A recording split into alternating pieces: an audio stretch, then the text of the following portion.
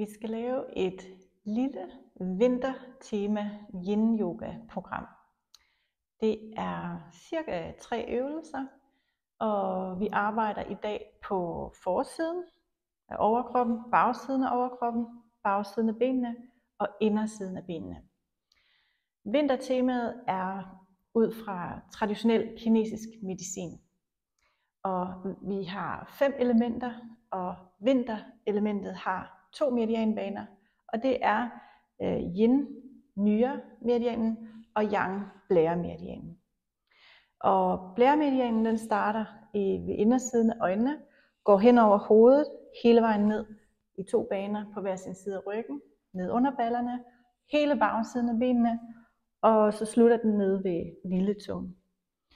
Den har så det her kredsløb med yin yoga, eller yin meridianen, som er nyre meridianen, som starter under foden og løber op på indersiden af benene, begge ben, op foran, går ind til blære og nyre som organer, og kommer ud igen og har sit eksterne slutpunkt op ved kravebenene. Så når vi laver yin yoga stillinger, der arbejder på de baner, så stimulerer vi de her 2 meridianbaner. Vi laver stillingerne cirka 3 minutter, og det vil altid tage lidt tid at komme ind i stillingerne og komme ud af stillingerne, og det du altid skal have med, det er at mærke efter. Der er ikke noget du skal være god til her. Det du skal ind, det er at du skal ind og undersøge og give dig selv tid til at være og mærke, hvad der nu dukker op. Så det du kan få brug for, det er en puff eller en pølle, måske et lille rullet tæppe, og så gerne nogle klodser. Det er hjælpemidler, der kan være med til at tage lidt af den udspænding, du oplever. Så det er med til at støtte og gøre det bedre og lettere. Jeg vil bygge programmet op sådan, at jeg viser øvelserne, sådan jeg starter let ud, og så skifter jeg over til en lidt sværere variant, så når du laver programmet, så kan du vælge at blive i den lette, du kan undersøge den svære, gå tilbage til den lette, og variere det, som du har lyst til, og kan mærke, det er der du er i dag. Til at starte med, så laver vi yin, nyre elementet, og det er forsiden, så vi vil lave sommerfuglen, og vi starter liggende. Det er alternativet, så går vi op og sidder lige om lidt. Så her der lægger du dig ned på ryggen med bøjet ben. Vipper knæene ud til siderne, samler fodsålerne, og så mærker du, hvor får du en åbning på inderlårene, som ikke klemmer ind i hofterne, eller på andre måder skaber en form for låsning. Så hvis du oplever det, så fører du fødderne længere væk, eller længere op, og så har du også muligheden for at støtte ind, så trækket på benene bliver mindre. Så det her det er den liggende sommerfugl. Alternativet er den siddende. Her kan du vælge at sætte dig på en klods. Du kan også sidde ned på gulvet. Og så bøjer benene igen og vipper knæene ud til siderne. Og så holde, hvor du synes, at du kan holde et løft på rygsøjlen. Når vi laver den siddende, så kan vi bevæge os fremad, indtil vi begynder at mærke påvirkningen på indersiden af benene. Og igen, du kan flytte fødderne længere væk, trække dem ind, finde det punkt, hvor du vil være i dag. Jeg kan godt lide at understøtte min yin med at holde på nogle punkter, og jeg holder ganske let. Så jeg sætter en finger ind i det punkt, hvor nyre meridianen starter, det vil sige lige under forfoden, lige under trædepuderne midt i foden. Så sætter jeg en tommelfinger ind der, og jeg trykker ikke, jeg holder den bare. Så jeg går ind og kontakter det her punkt, den hedder bubbling spring, så det vil sige sådan en boblende kilde. Og det er lige præcis det, nyремedianen er. Det er her, vi kan løfte energien og essensen, den essens, vi er født med. Du kan blive ved med at læne dig frem, som du kan mærke, at der stadig er plads til det i kroppen, men lad være med at forcere. Du vil gerne ligesom gå til en kant og ikke ud over kanten. Og så må du invitere ryggen frem og runde, sænke hovedet. Og så får du måske også mødt ryggen og en udspænding her. Hvis du har nogen som helst problemer omkring lænden, så kan du vælge at blive siddende lige op. Læn dig frem med lige ryg, blive her, påvirke indersiden af benene. Og så gør plads til vejrtrækningen.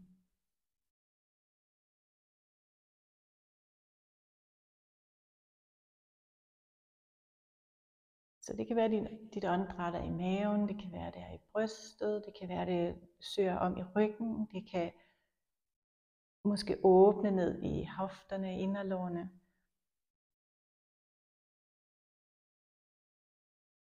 Finder en rolig rytme. Luk øjnene.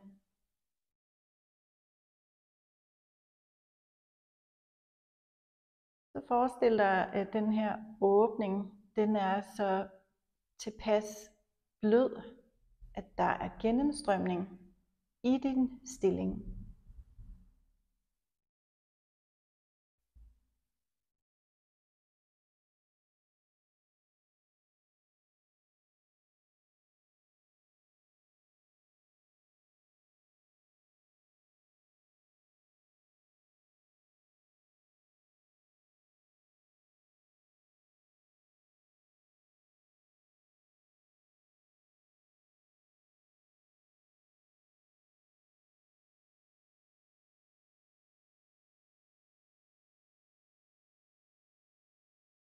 Måske mærker du, at det giver sig lige så stille.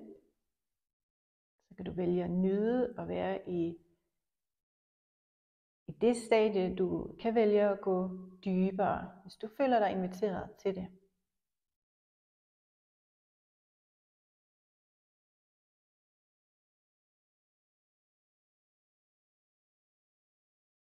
Prøv om du kan komme helt dybt ned i din vejrtrækning. Kom helt ned i hofterne og send en indånding hele vejen ud på indersiden af benene, helt ud til anklerne.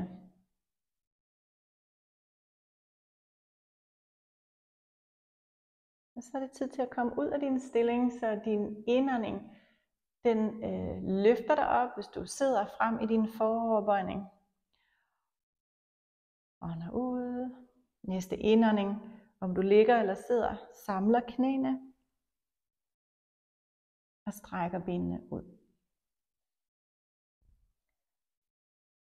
Igen, der kan man vælge at gå stille ud af stillingen og så holde en ubevægelighed, der ligesom gør, at der ikke er nogen forstyrrelser i forhold til det, du oplever, når du kommer ud af stillingen. Der kan komme gennemstrømning, der kan komme varme, der kan komme kulde.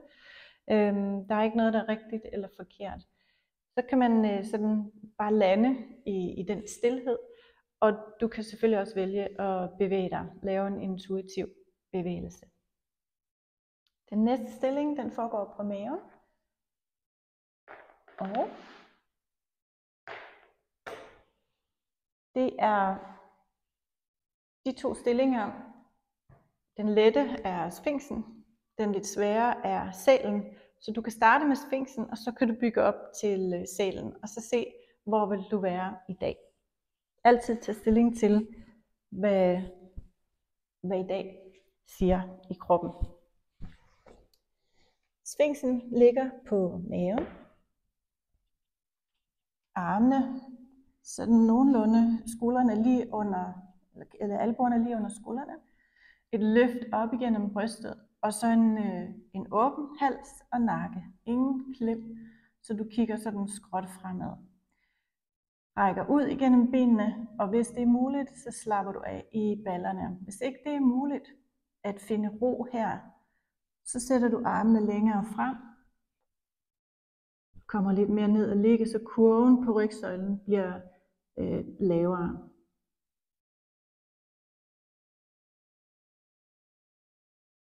Her kan du vælge at blive, hvis du bliver træt i nakken, skuldrene, så kan du vælge at placere hænderne på forskellige måder. Du kan sætte dem under hagen. Du kan hvile panden ned i håndfladerne, og så være her. Og så det vi er inde i her, det er at åbne på forsiden af brystet, åbne forsiden af rygsøjlen, og stimulere bagoverbøjningen ned på bagsiden af ryggen. Så hvis man gerne vil lidt højere op, dybere ind i den her åbning, så kan man strække armene ud og være her. Og man kan også vælge at være i strakte arme med støtte. Og der vil jeg lægge en puff eller en klods ind under hofterne. Og så række armene frem her.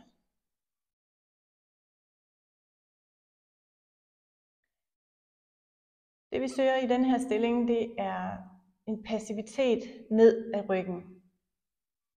Så vi må gerne arbejde med armene. Find ro i dit åndedræt.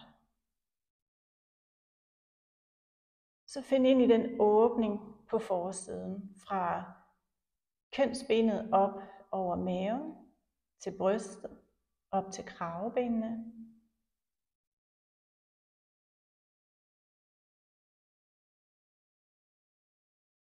Og på rygsiden, der skaber du det her lille klem på ryghvirvlerne over nyrerne.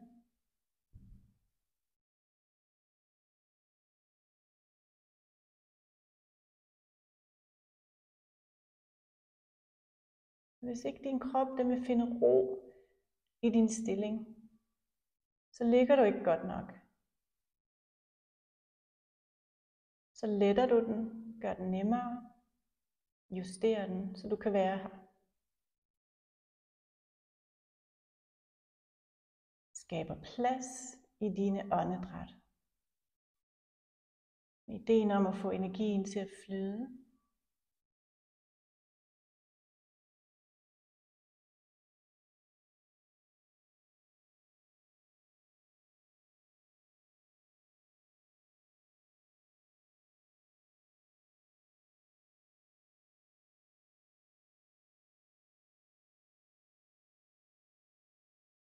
Ubalancer i blæremeridianen kan vise sig som ondt i lænden for eksempel, og den her øvelse den er virkelig god som modstilling til alle de siddende, lidt for bløde stillinger, vi måske har i hverdagen.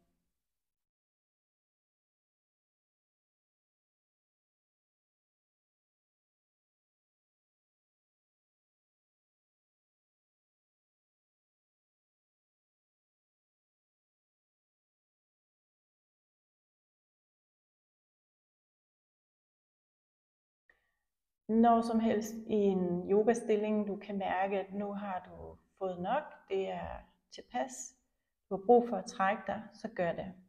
Lyt til dine grænser.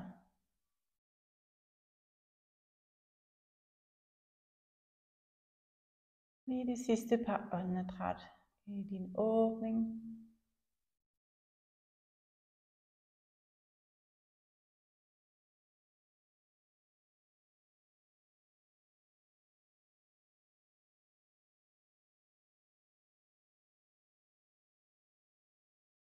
Kommer ned på dine albuer.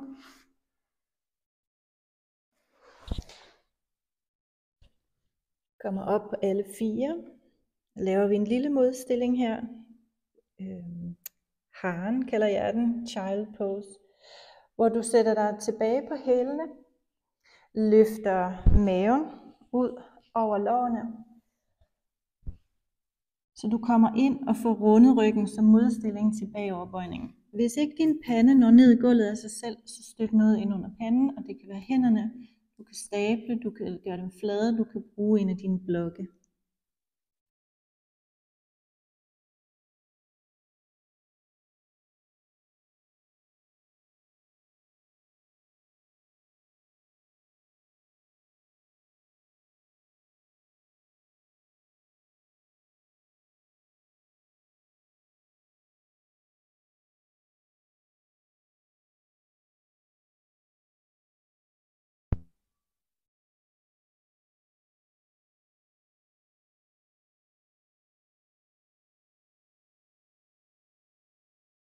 Her tager du bare lige en sidste ind- og udånding. Så kommer du op på alle 4. Yin yoga er en proces, og vi oplever måske noget den ene dag, og noget andet den næste dag. Og det vigtigste det er, at vi er tro mod det vi mærker, og ikke lægger pres på. Der lytter vi hele tiden til, hvor er vi i dag. Den næste stilling du skal lave er også en forarbejdning. Vi læner os frem for at åbne på blæremeridianen. Og du strækker først venstre ben ud, bøjer højre, sætter foden ind mod venstre ben, hvor du synes, at det her ben det sådan set kan passe sig selv. Der skal ikke være noget, der larmer fra denne her. Så hvis der er noget, så støt benet, sæt en klods ind under, sådan at den ikke er med, sådan set. Det vi vil ud i, det er et stræk på det strakte ben på bagsiden, og så vil vi åbne op over ryggen. I stillingen kan du også her med fordel gøre brug af den her lille rulle under knæet, og du må også rigtig gerne sidde på noget, der løfter sædet. Ha' en ekstra klods herude ved siden af.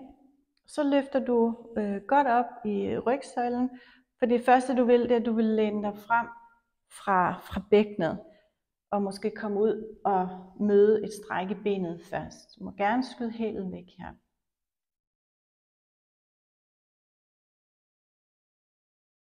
Tag nogle afventende åndedræt. Mærker, hvad er der af plads? Er der noget, jeg skal justere? Er der noget, jeg skal vise hensyn til? Og så begynder kroppen måske at give dig lidt mere plads. Så du læner dig frem til et punkt, hvor du kan mærke, at nu er der ikke rigtig mere plads at tage af her. Og så begynder du lige så stille at runde ryggen og sænke hovedet. Højre arm må gerne række hele vejen over på ydersiden af dit strakte venstre ben. Så når du begynder at runde ned over dig, så kommer strækket mere på højre side af ryggen. Og det sidste du kan gøre brug af her, det er eventuelt noget støtte til panden. Så afhængig af hvor langt du kommer, må du hvile panden på noget. Det kan være den frie hånd eventuelt. Så lad være med at række dig for langt frem til stillingen. Afvent, se hvad er der af plads. Og så luk øjnene.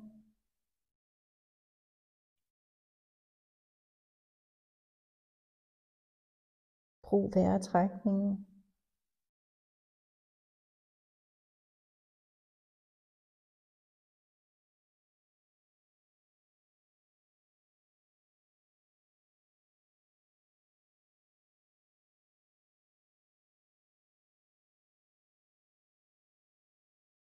Så når vi arbejder med vandelementet i kinesisk medicin, så er vi inde over alle væsker i kroppen. Og blandt andet ledvæske. Så det er yin-stillinger, vi kan bruge til at øge væskegennemstrømningen i leddene, urin,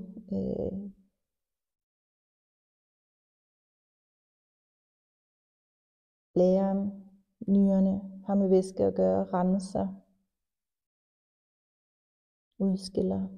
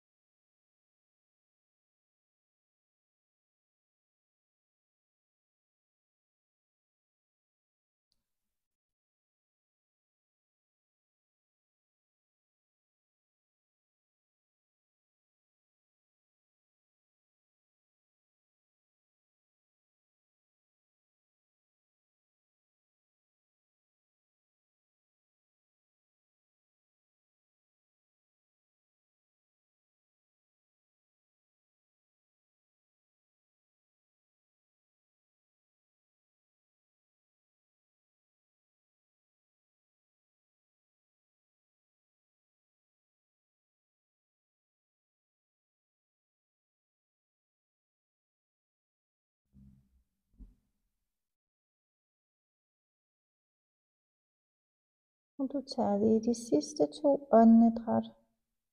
Er der noget, der holder igen? Kan du læne dig helt ind i stillingen på sidste ind- og udånding. Så på en ny indånding, så løfter du hovedet. Du må rigtig gerne bruge hænderne til at støtte dig op. Kommer op, lige ryg og side. Strækker det højre ben ud.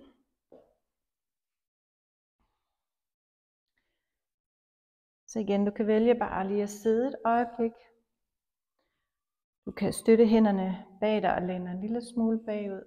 Så bare lige mærke, slippe benene. Tag et par åndedræt.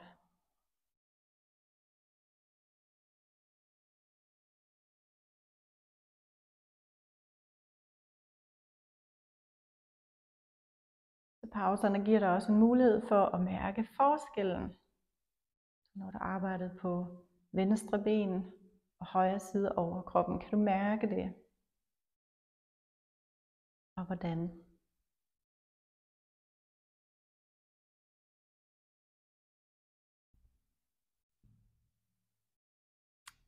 Så du har nu højre ben strakt, venstre ben bøjet, og vores sider er sandsynligvis forskellige. Så mærk efter, hvad har du brug for på denne her side? Så jeg ruller et tæppe ind i min knæhæse for at blødgøre det strækket bare en lille smule. Bøjer venstre ben, sætter foden ind på højre.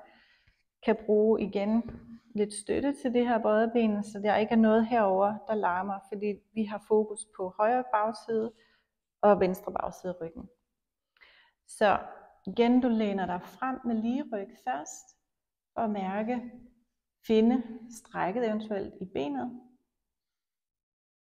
Tag et par afventende åndedræt, skabe tryghed.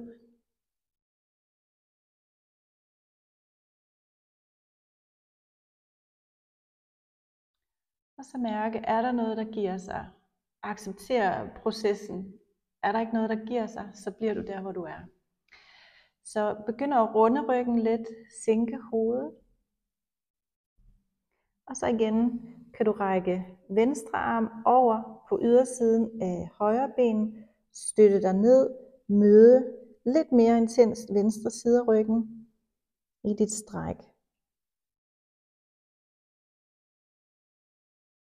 Og hovedet må gerne hænge. Du kan også vælge at støtte det med hånden med klodser.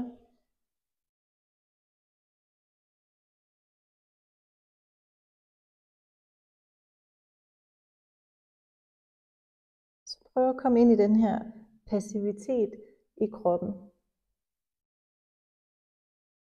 Du er ikke på arbejde, du er ikke i yang og skabe varme,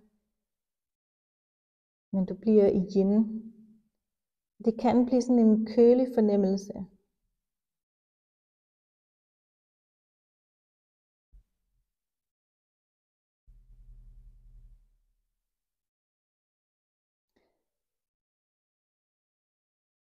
I kinesisk medicin, der skelner vi ikke imellem selve organet og de følelser, der er relateret til vinterelementet.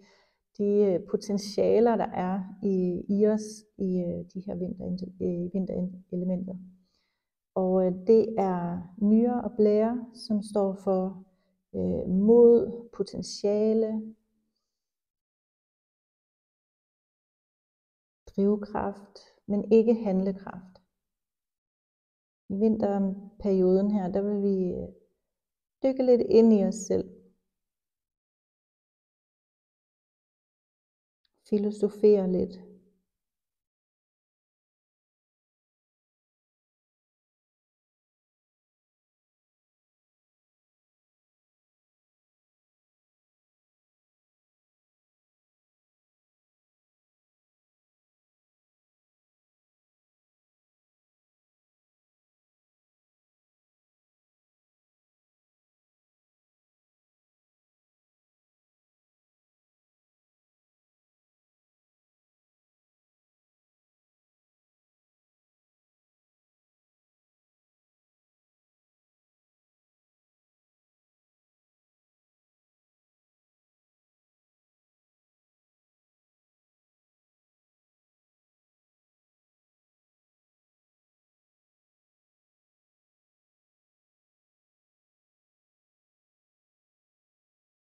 Og igen, hvis du kan mærke, at nu er der noget, der begynder at give sig, kan du vælge at søge dybere ind i stillingen. Du kan vælge bare at være der, hvor det føles lettere.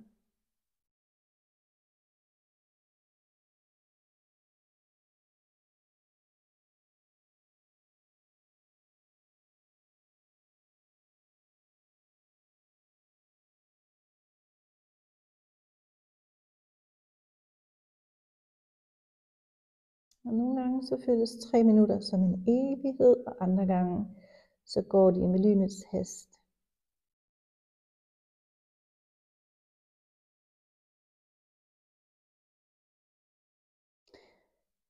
Nu tager du en sidste ind- og udånding. Så løfter du hovedet, løfter brystet, du kan støtte dig op. Og lige sidde et øjeblik. Igen mærke, hvordan føles det, når du kommer ud, når du laver stræk, når du bøjer frem, så kan du lave klemninger, og strækkene kan gøre, at der ikke er gennemstrømning. Men det kommer så, når du kommer ud af stillingen.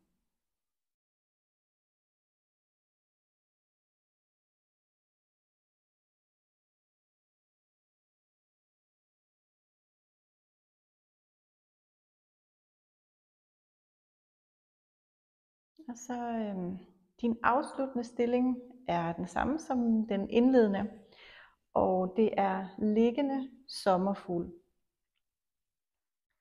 Så du lægger dig på ryggen og bøjer benene. Og du kan have dine blokke her ved siden af dig, hvis du gerne vil have lidt støtte til din åbning. Det er den afsluttende stilling, det er din afspænding, så der må gerne være lidt mere blødhed til stede i din stilling her.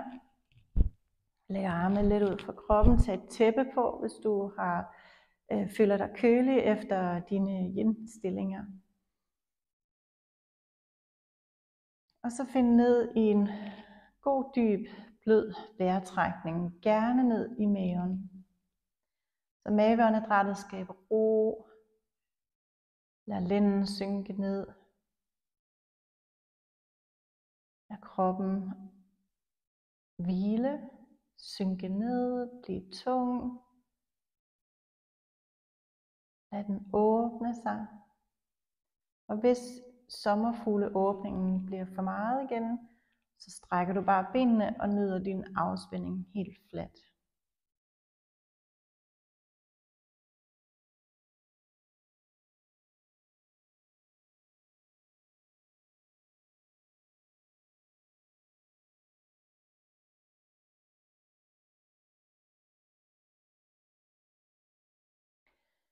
Så det her med at dele et år op i sæsoner, det er jo naturens cyklus. I vinterhalvåret, der må vi gerne trække os lidt fra det sociale, det udadvendte. Det er køligt her, hvor vi bor, og vil være naturligt at vende indad.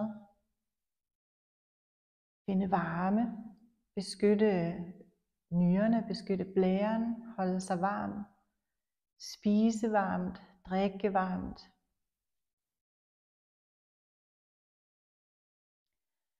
Og i naturen, der går frø og al vækst, det går i hi. Og det er lidt det, vi gerne må efterligne. Så når jeg siger, at vi ikke sådan skal lægge planer, så er det fordi, vi vil godt bare måske læse lidt, lade os inspirere på ny, måske nyde lidt den her udholdenhed omkring, at vi må vente på, at det bliver forår. Og vi venter indtil da med at komme i gang med alt forårsarbejdet. Så vi er i gang med at restituere i vinterperioden.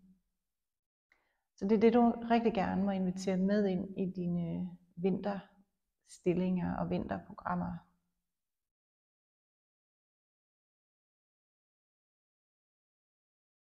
Men sådan ideen om vinter og køle, den kølige tid, det er også noget, vi kan bruge om sommeren. Vi kan sagtens hente et vinterprogram ind, hvis sommeren bliver sådan lidt for udadvendt, varm. Så kan vi bruge sådan et vinterprogram til at lige at skabe ro, restituere, køle lidt.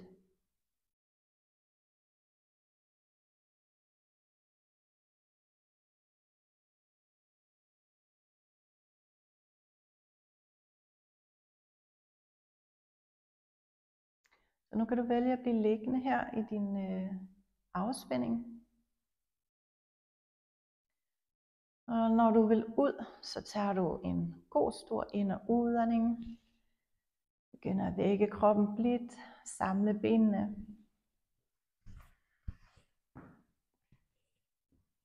Og skub dig op ad sider. Jeg slutter altid mine yogaprogrammer af med at sidde et øjeblik med lukkede øjne. Hænderne til hilsen. Og det er en hilsen ind til dig selv. Sæt en lille tak til dig selv, at du har sat tid af. Tid af til at bare være dig selv, møde dig selv og være i det nærvær. Jeg holder øjnene lukket, indtil jeg bøjer hovedet ned. Så åbner jeg øjnene. Jeg lige vender mig til lyset.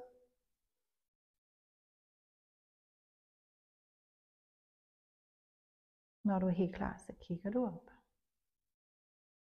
Namaste.